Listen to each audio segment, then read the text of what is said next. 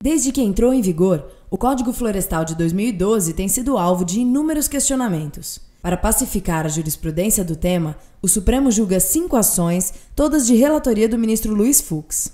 Na verdade, o julgamento teve início em setembro, e em novembro o ministro Fux apresentou seu voto.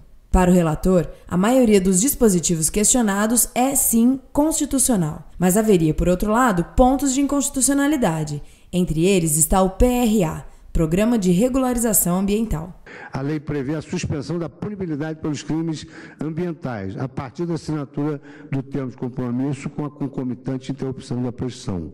Opera-se, então, a extinção da punibilidade por esses crimes quando promovida a efetiva regularização ambiental.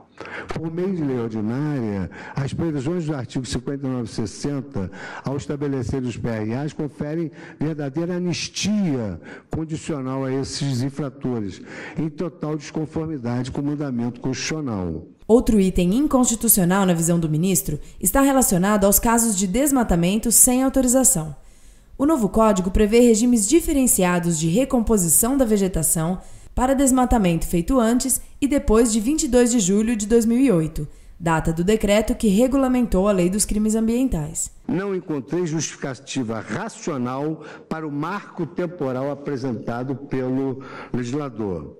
Então eu concluo para declarar a inconstitucionalidade da expressão realizada após 22 de julho de 2008, contida no artigo 7º, parágrafo 3º da Lei 12.651. O julgamento foi interrompido em novembro por pedido de vista da ministra Carmen Lúcia e deve ser retomado nesta quarta-feira.